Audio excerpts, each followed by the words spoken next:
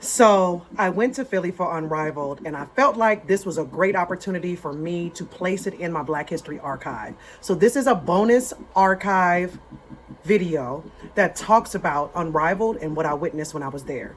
Even though I didn't get a whole lot of footage, I got enough to reflect on what I saw and to talk about what going to Unrivaled, the record-breaking Unrivaled. So I just got back from Unrivaled in Philly. Philly's only a couple hours away, so me and my good friend Natalie decided to go together because we are Liberty season ticket holders. We support women's sports, and everybody watches women's sports. Everybody watches Unrivaled. It was 21,490 seats filled on Friday, January 30th, and it was amazing. And I'm using this opportunity to talk about what I felt in my body. What matters to most about me being there is WNBA history is Black history. And WNBA players started Unrivaled to have money flowing, coming in from January to March, so they don't have to go overseas and play away from their homes and their families. This reminds me of that. In a matriarchy, families come first. In a matriarchy, the care of the collective is more important than the individual. And that's what rang true to me. What also rings true to me is the LGBTQIA plus community. I consider myself an ally. I feel like that is something that I support because there's unapologeticness about it. So if you're Black and you're queer and you're playing a sport and you have visible muscle, you are going to be deemed as an other, right?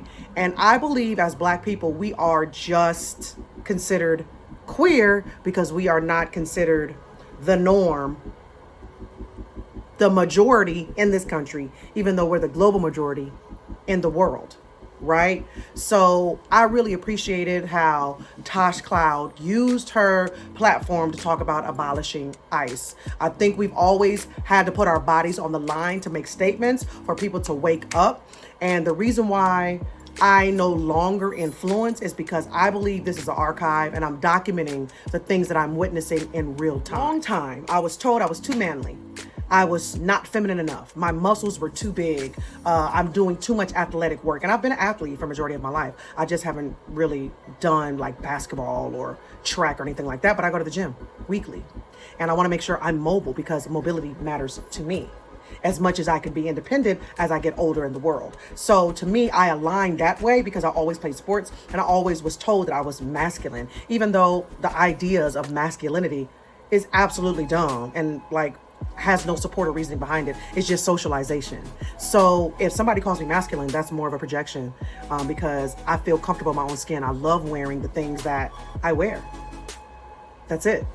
And if it makes me look or feel more masculine than somebody else, that's not my problem. That's how somebody else feels about me. I feel confident about myself. I feel confident about who I am in the world. And that's what Unrivaled and the WNBA and women's sports allows me to be myself because I see that there's possibility and I'm also a possibility model for somebody else.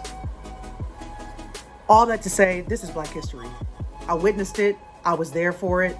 I was part of that number that broke records. It was the highest amount of people in the Xfinity Arena in Philly ever. 21,000 sold out seats. Ridiculous. So I'm glad I was there.